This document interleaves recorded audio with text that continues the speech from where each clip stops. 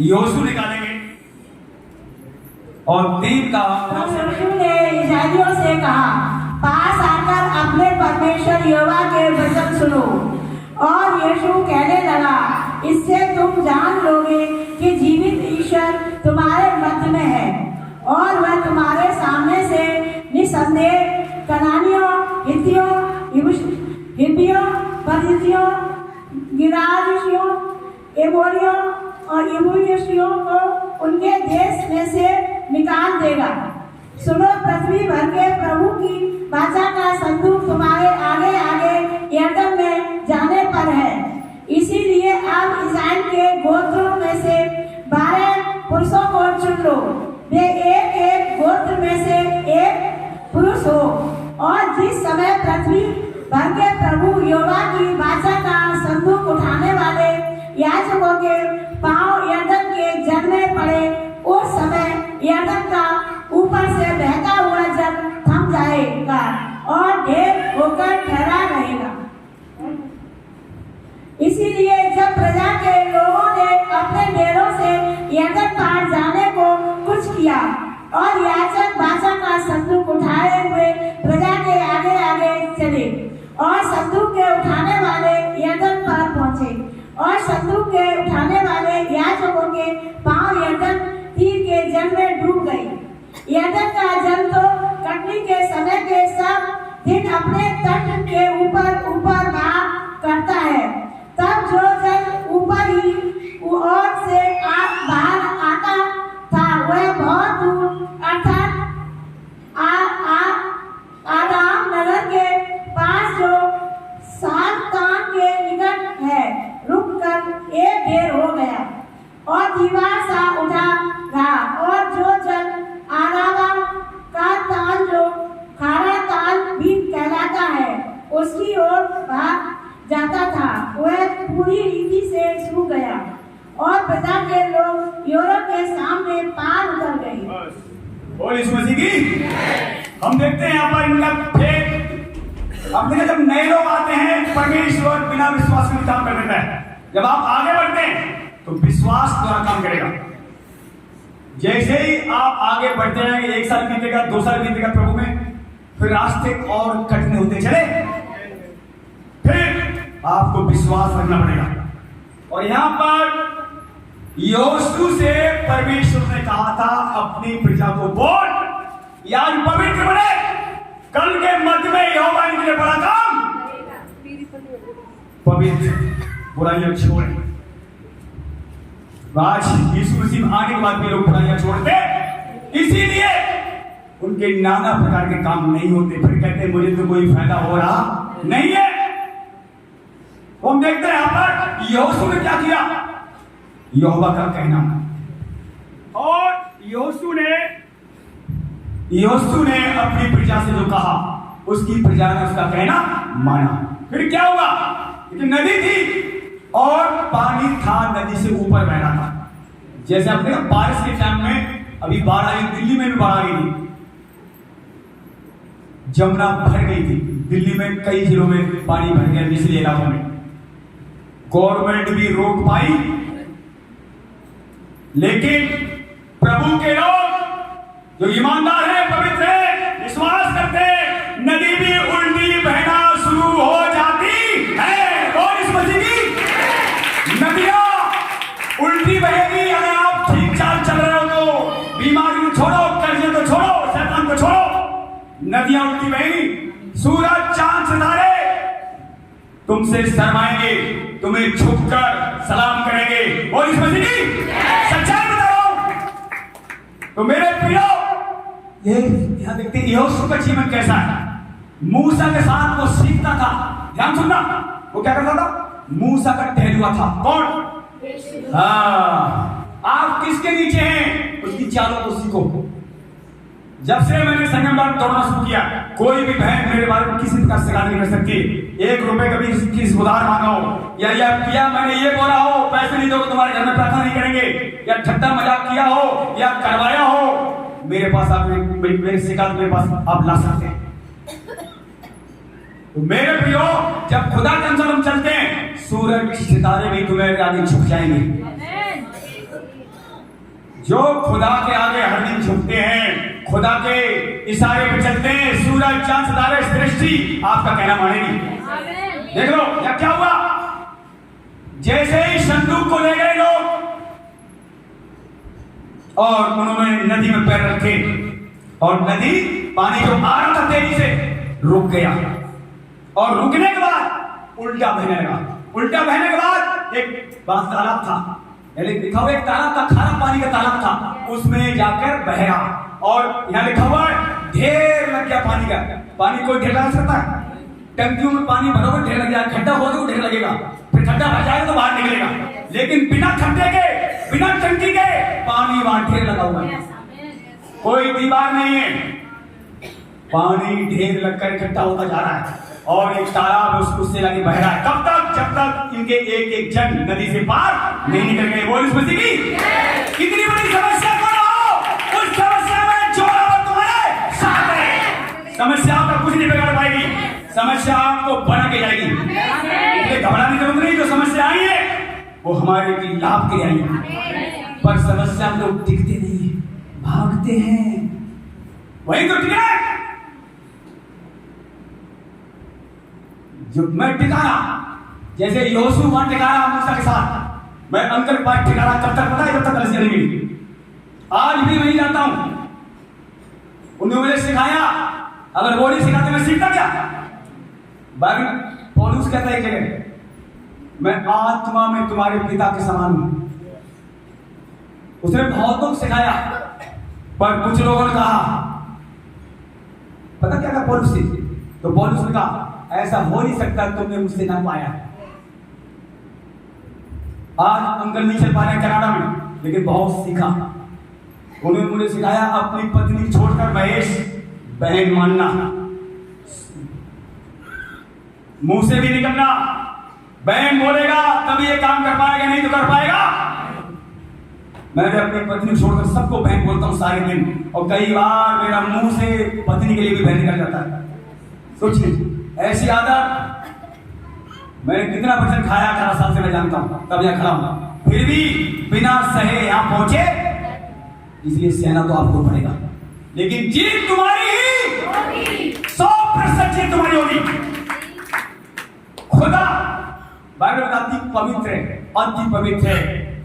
ये भी मत सोचना हमसे गलती हो रही तो हमें क्षमा नहीं करेगा। गलती तो अब्राहम ने करी, इसहाक ने करी, याकूब ने करी, गलती तुम्हारे पुरखे करके गए, उनको भी प्रभु ने सिद्ध किया।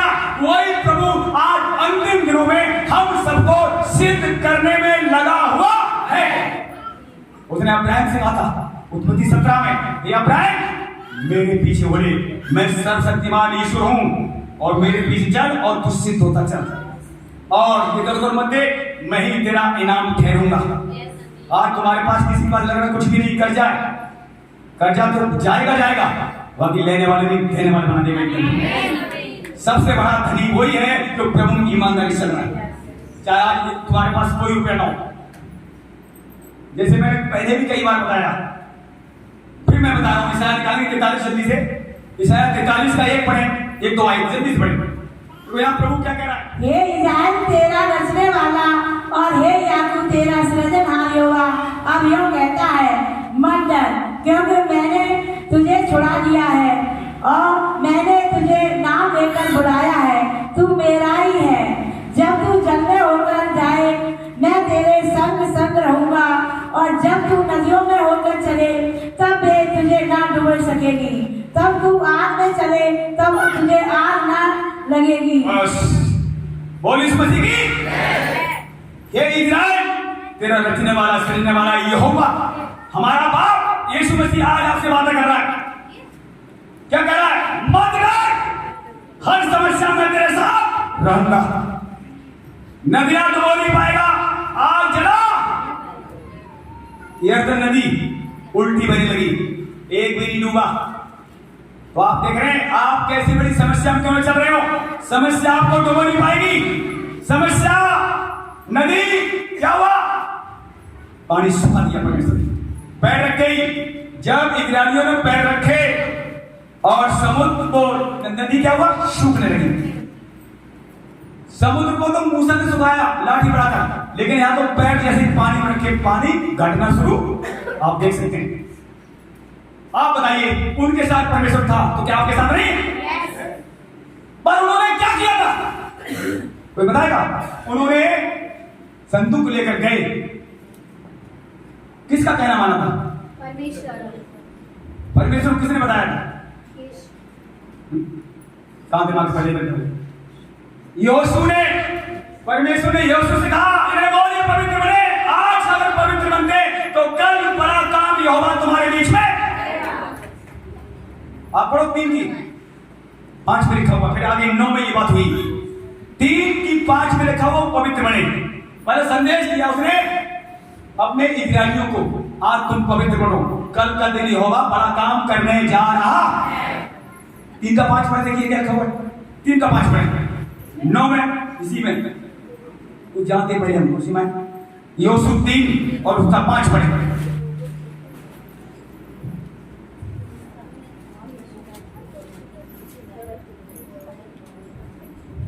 फिर यहोशू ने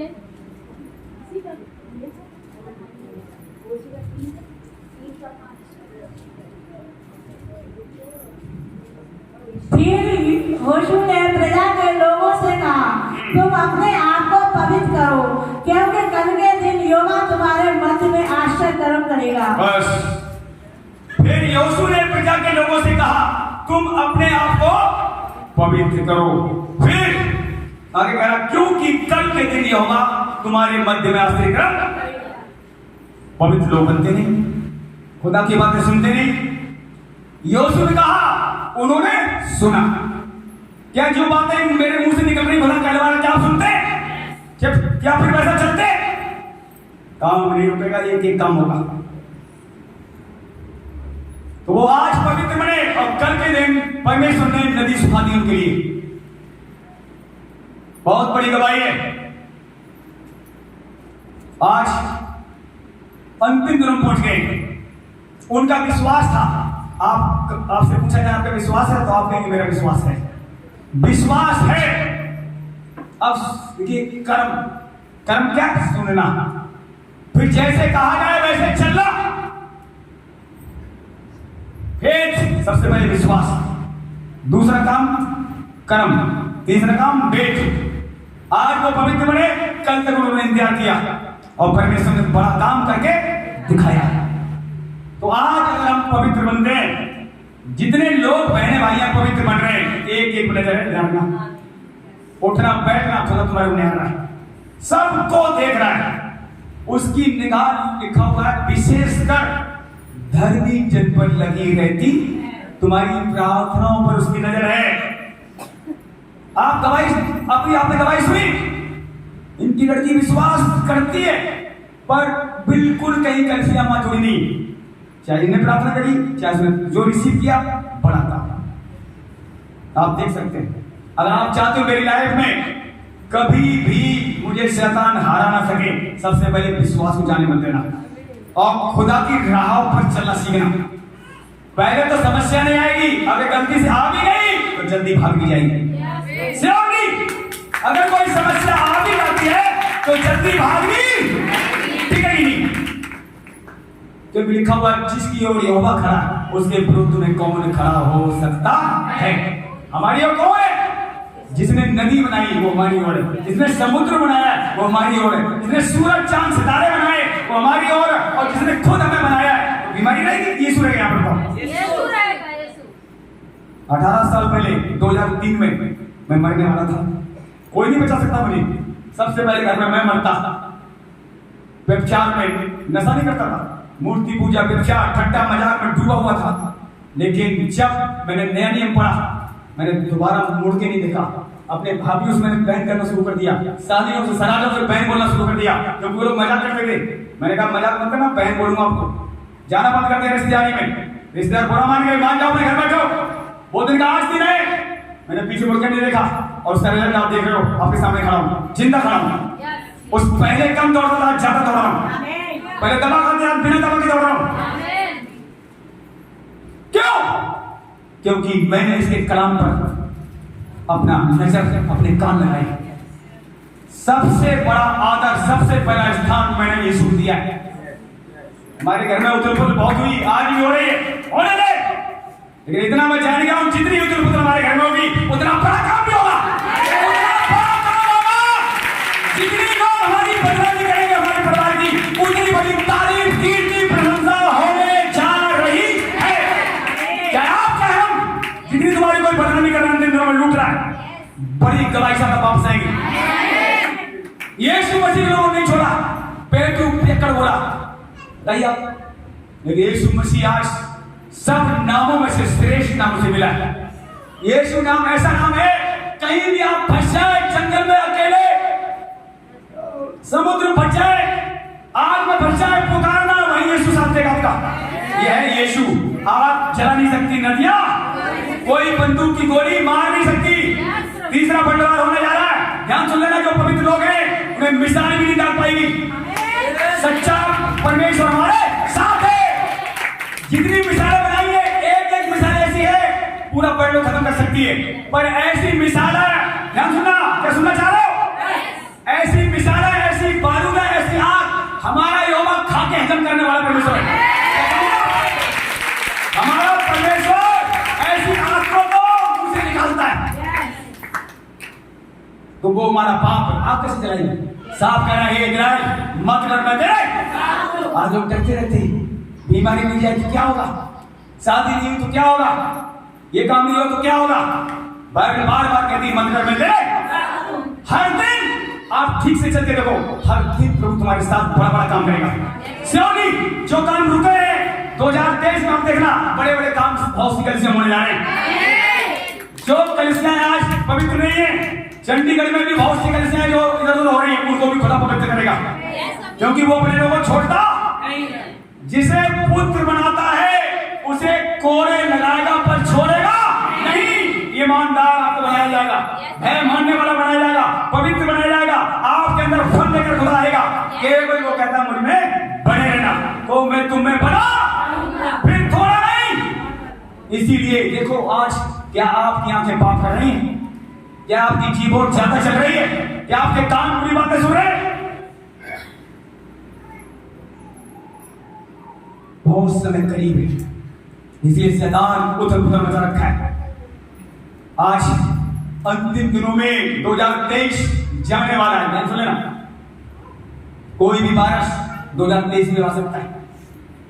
अभी पिछली बार बजट पड़ा था शुक्रवार को, 1 करोड़ की लड़ाई बंद नहीं हुई ना, पूरा 1 करोड़ उखड़ जाएगा। जैसे ही पूरा उखड़ जाएगा, बाकी सब देश मिलकर इजराइल हमला करेंगे। और इजराइल को तो कोई मारने वाला पैदा हुआ ही नहीं, अब तक होगा भी नहीं। आपको भी हमें भी कोई मारने वाला ना पैदा हुआ ना होगा। और इस मसीह की सच्चाई है, क्योंकि जितना ने पैदा किया है, जिसको यीशु ने पैदा किया है, उसे कोई नहीं मार सकता। और हम आपको दोनों किसने पैदा किया? पहले अपने माँ बाप से हमने जन्म लिया, आपने शरीर थे। अब हमारा जन्म, आपका जन्म यहोवा की आत्मा से। क्यों? क्योंकि आपने यीशु मसीह को अपना प्रभु स्वीकार। जितनों ने यीशु मसीह को अपना प्रभु मान लिया है, यहोवा की आत्मा से जन्म हो चुका है। अब आपको कौन आएगा? इसीलिए जो डराने आएंगे वो डरा दिए, जो मारने आएंगे खुद मार। पढ़ के देखो, हम आते जल्दी से निकाले दूसरा थिस्सलुनीकियों एक का हम पढ़ेंगे 5 से 5 आयत। ध्यान सुनना। यह परमेश्वर के सच्चे न्याय का स्पष्ट प्रणाम है कि तुम परमेश्वर के राज के योग्य ठहरो, जिसके लिए तुम दुख भी उठाते हो, क्योंकि परमेश्वर के निकट यह न्याय है कि जो तुम्हें कलेश देते हैं उन्हें बदले में कलेश दें, और तुम्हें जो कलेश पाते हो हमारे साथ चैन दे।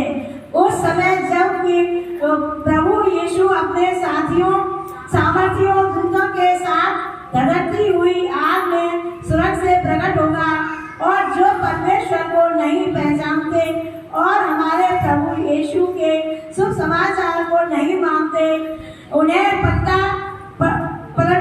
पलटा लेगा, उनसे पलटा लेगा। वे प्रभु के सामने से और उसकी शक्ति के तेज से दूर होकर अनंत विनाश का दंड पाएंगे।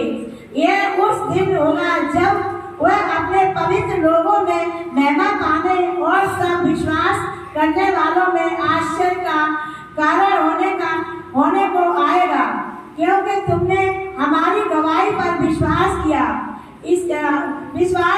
इसीलिए हम सदा तुम्हारे लिए प्रार्थना भी करते हैं कि हमारा परमेश्वर तुम्हें इस बुलाहट के योग्य समझे और भलाई की हर एक इच्छा और विश्वास के हर एक काम को सामर्थ्य सहित पूरा करे, ताकि हमारे परमेश्वर और प्रभु यीशु मसीह के अनुसार हमारे प्रभु यीशु का नाम तुम में महिमा पाए और तुम उसमें।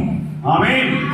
अब देखिए प्रभु क्या कह रहा है, जो तुम्हें आज कलेश देते हैं वो बहुत बड़े कलेश में जाने वाले हैं। या तो बच जाएंगे, मन भराया तो बचा नहीं जाएंगे, मन नहीं भराया तो बहुत बड़ा कलेश उन पर आएगा जो तुम्हें कलेश दे रहे हैं।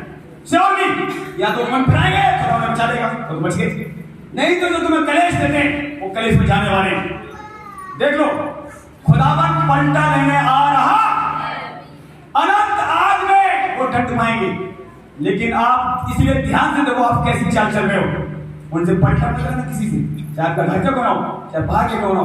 अगर वो बुराई कर रहा है बुराई करना मत, बुराई करने वाले लोगों को घर से बल्कि बाहर कर देना।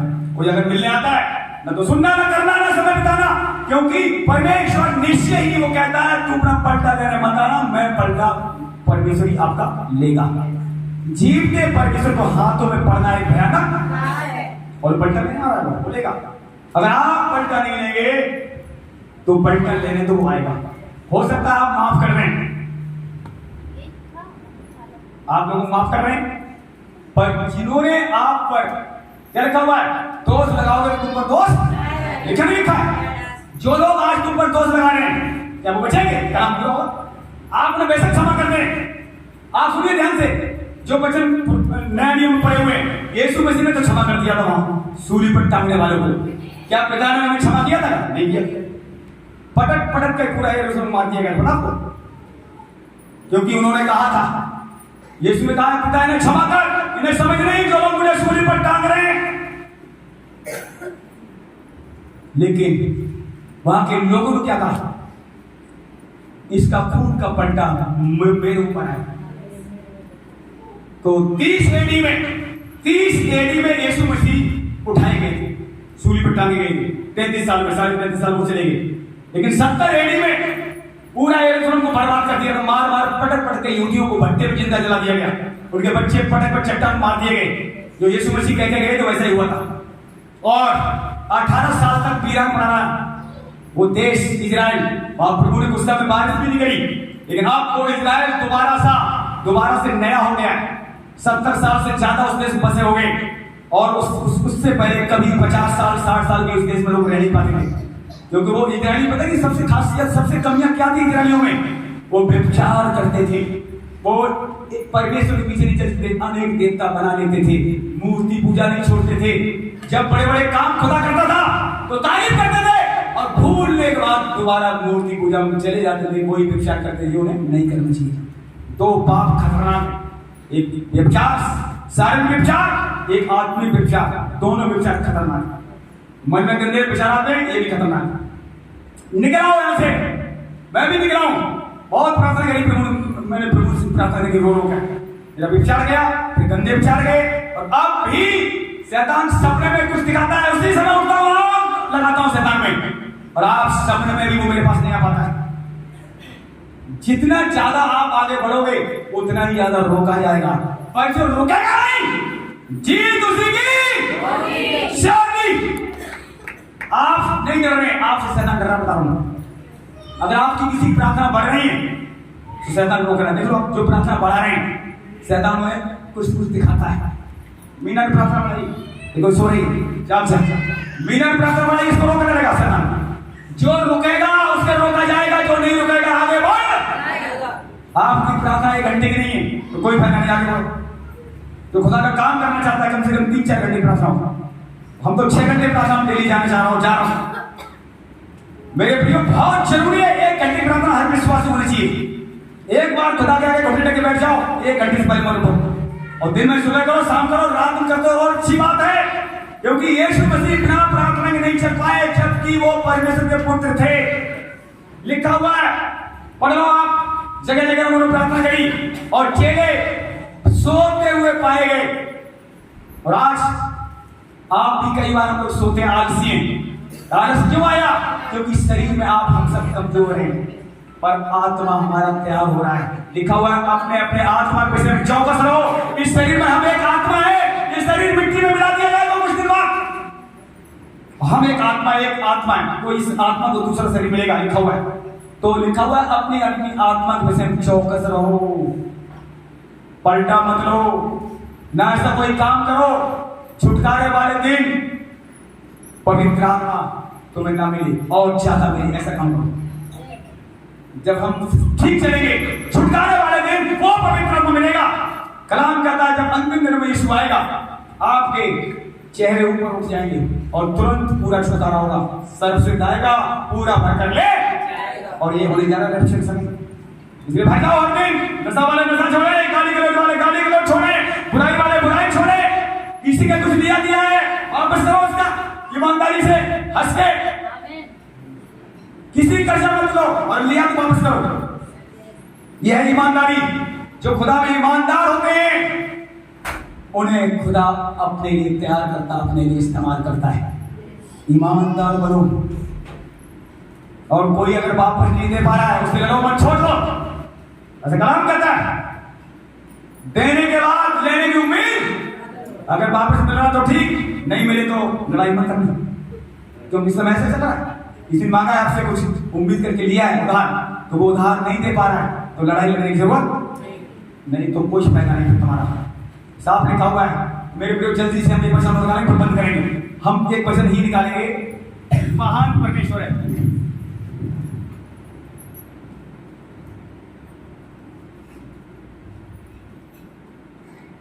चार निकाले, पहला तीमुथियुस 4 अध्याय और उसका 6 से। यह तुम भाइयों को इन बातों की सुधि दिलाता रहेगा तो मसीह का अच्छा सेवक ठहरेगा और विश्वास और उस अच्छे उपदेश की बातों से जो तू मानता आया है तेरा पालन पोषण होता रहेगा। पर अशुद्ध और बुढ़ियों की सी कहानियां से अलग है और भक्ति की साधना कर, क्योंकि देह की साधना से कम लाभ होता है, पर भक्ति सब बातों के लिए लाभदायक है। बस ब्रेक लगाइए। पहला तीमुथियुस 4:6 क्या कह रहा है? यदि तुम भाइयों को इन बातों की सुधि दिलाता रहेगा तो मसीह यीशु में अच्छा सेवक ठहरेगा। कौन सी बातें? जो प्रभु ने मुझे दी, जो 18 सालों में बातें सीखी और अंतिम दिनों में खुदा बनी यूं बोलना है। मैं कहां धक्के खाता था, बड़ा मोबाइल अब चलाए, पहले बड़े मोबाइल नहीं थे। 18 साल पहले संगीत में कलसिया भी नहीं थी, कहां में सीखने जाता था। और आपको यूं घर बैठे बातें मिल रही, क्यों मिल रही? खुदा जानता है समय करीब है, इसलिए धड़ाधड़ मोबाइल के द्वारा, सेवकों के द्वारा, पता नहीं किस किस के द्वारा, पत्रियों द्वारा जगह जगह बचत को भेज रहा है। तो हम यहाँ देख रहे हैं सुधि दिला उन लोगों को जो गलत काम कर रहे हैं। याद दिला ये काम ठीक नहीं है, ये काम उचित नहीं है। आज अनुचित रीत से लोग चल रहे हैं, उचित रीत से चलना होगा। यीशु मसीह लोगों को अपने चालों को ठीक करना पड़ेगा। आपने अपने शरीरों को जीवित करना होगा, पवित्र करना होगा, फिर खुदा के लिए भाव तो बलिदान करके चढ़ाना होगा। खुदा को आपसे देखिए सोना चांदी उसे नहीं चाहिए। अंतिम दिनों में लिखा हुआ सोना तुम्हारा, चांदी तुम्हारा, रुपया तुम्हारा जॉब नहीं बचा पाएगा। एक दूसरे को आप हमें नहीं बचा सकते, हम आपको नहीं बचा पाएंगे, लेकिन बचाने वाला हमें मिल चुका है। बस वो नहीं आना चाहिए आपकी लाइफ से, यीशु ना जाए। अगर कोई नाराज है तो थोड़ी देर चला जाए तो कोई बात नहीं, वो वापस आ जाए। अगर यीशु गया तो कुछ भी आने वाला। याद रखना, यीशु मसीह नाराज मत करना। और आपस में भी हम भिन्न भिन्न अंग हैं, कोई नाराजगी है मेल मिलाप करना, क्षमा करना, देर से इकट्ठा होने से प्रभु खुश होता है। इकट्ठा क्या है? हम सब आत्मा में परमेश्वर के लिए क्या भिन्न भिन्न अंग है और वो अपने लोगों से प्रसन्न है। तो यहाँ देखते सुधि दिलाई लोगों बहुत जरूरी है। प्रभु सबको आशीष दे। घर में प्रार्थना की स्पीड बढ़ाओ।